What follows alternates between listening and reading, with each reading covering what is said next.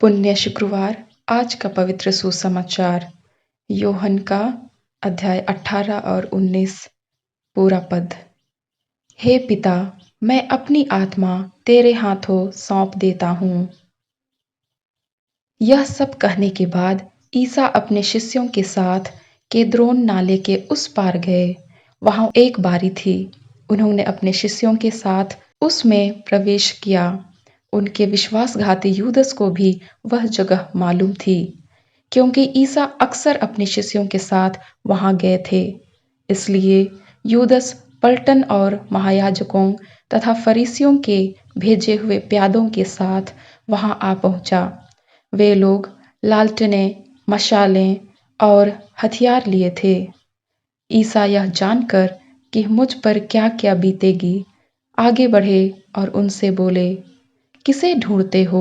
उन्होंने उत्तर दिया, ईसा नाजरी को। ईसा ने उनसे कहा, मैं वही हूँ। वहां उनका विश्वासघाती यूदस भी उन लोगों के साथ खड़ा था। जब ईसा ने उनसे कहा, मैं वही हूँ, तो वे पीछे हटकर भूमि पर गिर पड़े। ईसा ने उनसे फिर पूछा, किसे ढूंढते हो? वे बोले, ईसा नाजरी को। इस पर ईसा ने कहा, मैं तुम लोगों से कह चुका हूँ कि मैं वही हूँ। यदि तुम मुझे ढूंढते हो तो इन्हें जाने दो। यह इसलिए हुआ कि उनका यह कथन पूरा हो जाए, तूने मुझको जिन्हें सौंपा, मैंने उनमें से एक का भी सर्वनाश नहीं होने दिया। उस पर सीमोन पेत्रुस ने अपनी तलवार खींच ली और प्रधान याजक के नौकर पर चलाकर उसका दाहिना कान उड़ा दिया। उस नौकर का नाम मलखुस था। ईसा ने पेतरुस से कहा, तलवार मयान में कर लो। जो प्याला पिता ने मुझे दिया है, क्या मैं उसे नहीं पीऊं? तब पलटन, कप्तान और यहूदियों के प्यादे ने ईसा को पकड़कर बांध लिया। वे उन्हें पहले अन्नस के यहाँ ले गए, क्योंकि वह उस वर्ष के प्रधान याजक कैफस का ससुर था।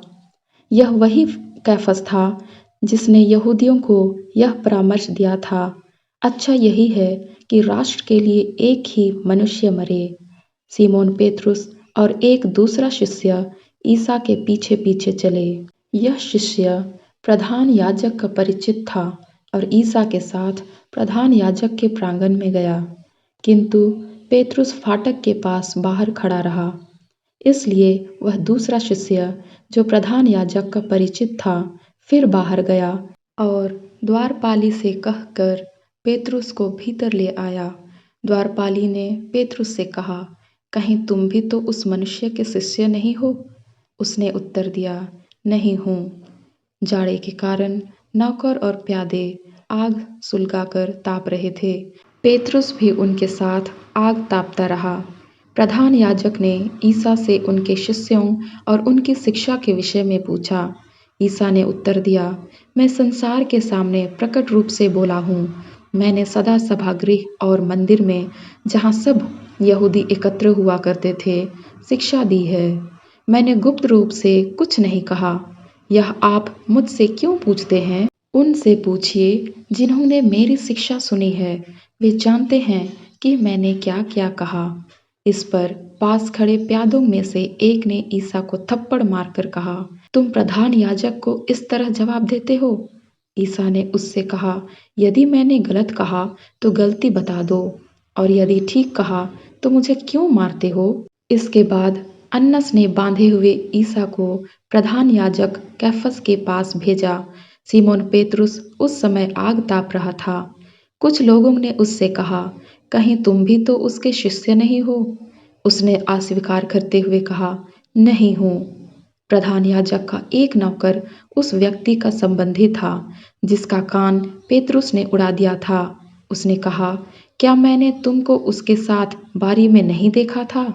पेतरुस ने फिर अस्वीकार किया और उसी क्षण मुर्गे ने बांग दी। तब वे ईसा को कैफस के यहाँ से राज्यपाल के भवन ले गए। अब भोर हो गया था। वे भवन के अंदर इसलिए नहीं गए कि अशुद्ध ना हो जाएं, बल्कि पास्का का मेमना खा सकें। पिलातुस बाहर आकर उनसे मिला और बोला, आप लोग इस मनुष्य को कौन सा अभियोग लगाते हैं? उन्होंने उत्तर दिया, यदि यह कुकर्मी नहीं होता, तो हमने इसे आपके हवाले नहीं किया होता। पिलातुस ने उनसे कहा, आप लोग इसे ले जाइए और अपनी संहिता के अनुसार इसका न्याय कीजिए।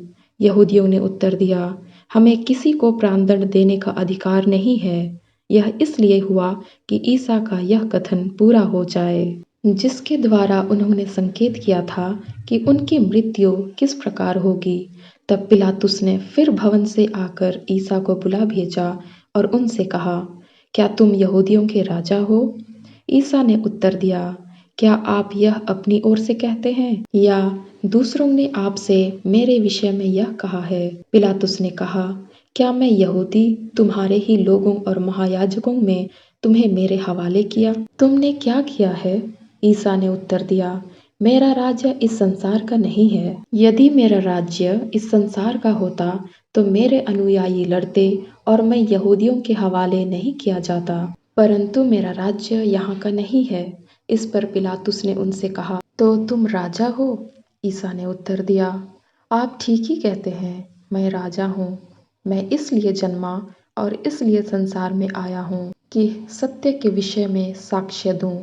जो सत्य के पक्ष में है वह मेरी सुनता है। पिलातुस ने उनसे कहा, सत्य क्या है? वह यह कहकर फिर बाहर गया और यहूदियों के पास आकर बोला, मैं तो उसमें कोई दोष नहीं पाता हूँ, लेकिन तुम्हारे लिए पास्का के अवसर पर एक बंदी को रिहा करने का रिवाज है। क्या तुम लोग चाहते हो कि मैं तुम्हारे लिए यहूदियों के राजा को रिहा कर दूं? इस पर वे चिल्ला उठे, इसे नहीं, बराबस को। बराबस डाकू था। तब पिलातुस ने ईसा को ले जाकर कोड़े लगाने का आदेश दिया। सैनिकों ने कांटों का मुकुट गूंथकर उनके सिर पर रख दिया और उन्हें बैंगनी कपड़ा पहनाया। फिर वे उनके पास आ आकर कहते थे, यहूदियों के राजा प्रणाम, और वे उन्हें थप्पड़ मारते जाते थे। पिलातुस ने बाहर जाकर लोगों से कहा, देखो, मैं उसे तुम लोगों के सामने बाहर ले आता हूँ, जिससे तुम यह जान लो कि मैं उसमें कोई दोष नहीं पाता। तब ईसा कांटों का मुकुट और बैंगनी कपड़ा पहने बाहर आए। पिलातुस ने लोगों से कहा, यही है वह मनुष्य। महायाजक और प्यादे उन्हें देखते ही चिल्ला उठे, इसे क्रूस दीजिए, इसे क्रूस दीजिए। पिलातुस ने उनसे कहा, इसे तुम ही ले जाओ और क्रूस पर चढ़ाओ, मैं तो इसमें कोई दोष नहीं पाता।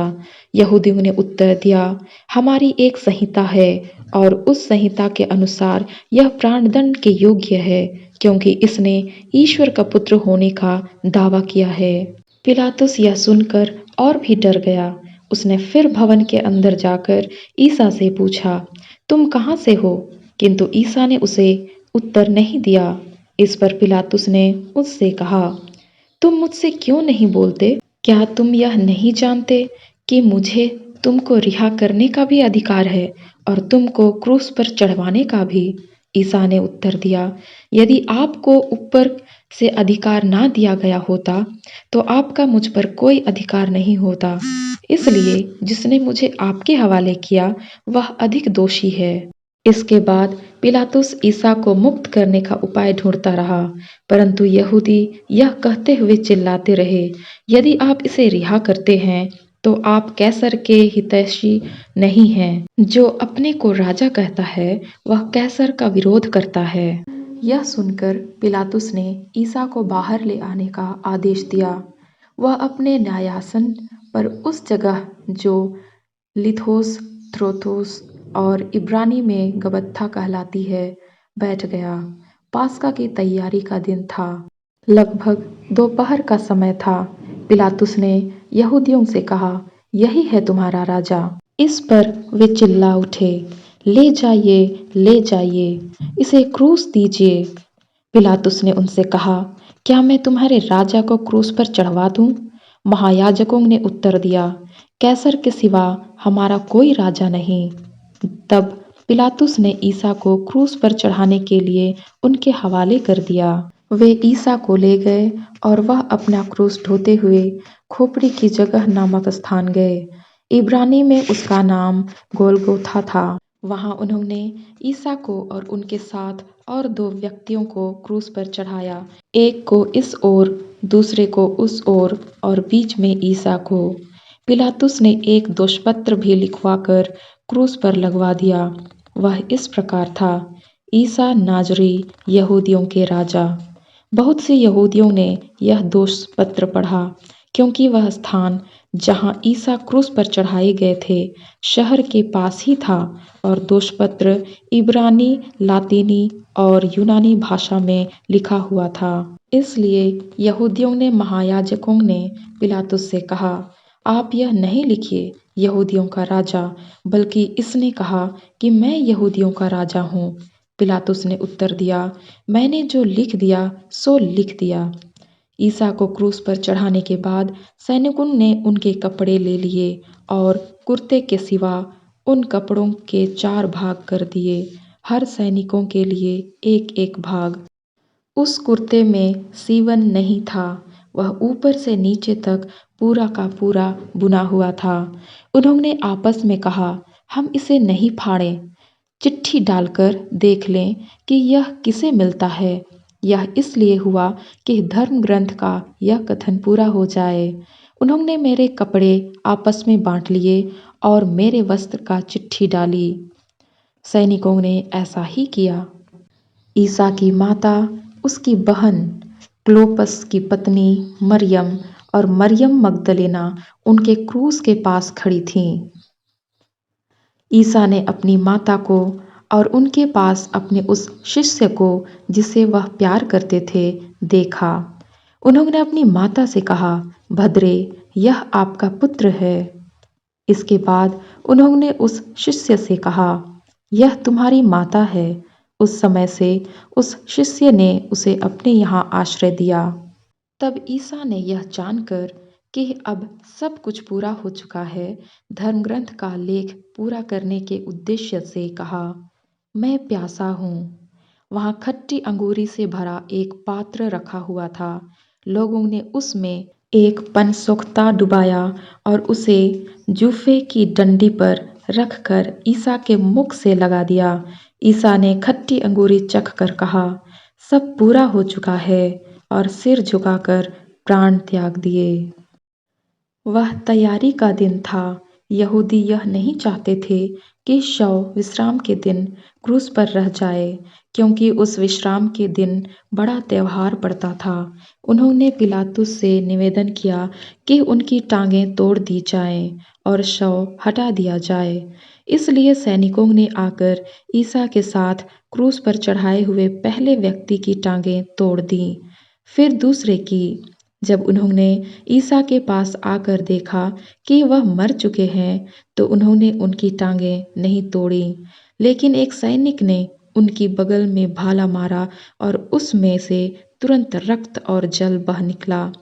जिसने यह देखा है वही इसका साक्ष्य देता है, और उसका साक्ष्य सच्चा है। वह जानता है कि वह सच बोलता है, जिससे आप लोग भी विश्वास करें। यह इसलिए हुआ कि धर्म ग्रंथ का यह कथन पूरा हो जाए, उसकी एक भी हड्डी नहीं तोड़ी जाएगी। फिर धर्म ग्रंथ का एक दूसरा कथन इस प्रकार है, उन्होंने जिसे छेदा वे उसी की ओर देखेंगे। इसके बाद अरिमथिया के यूसुफ ने, जो यहूदियों के भय के कारण ईसा का गुप्त शिष्य था, पिलातुस से ईसा का शव ले जाने की अनुमति मांगी। पिलातुस ने अनुमति दे दी। इसलिए यूसुफ आकर ईसा का शव ले गया। निकोदिमुस भी पहुंचा, जो पहले रात से ईसा से मिलने आया था। वह लगभग 50 सेर का गंधरस और अगरू का सम्मिश्रण लाया। उन्होंने ईसा का शव लिया और यहूदियों की दफन की प्रथा के अनुसार उसे सुगंधित द्रव्यों के साथ छालटी की पट्टियों में लपेटा। जहाँ ईसा क्रूस पर चढ़ाए गए थे वहाँ एक बारी थी, और उस बारी में एक नई कब्र जिसमें अब तक कोई नहीं रखा गया था। उन्होंने ईसा को वहीं रख दिया, क्योंकि वह यहूदियों के लिए तैयारी का दिन था और वह कब्र निकट ही था। यह प्रभु का सुसमाचार है।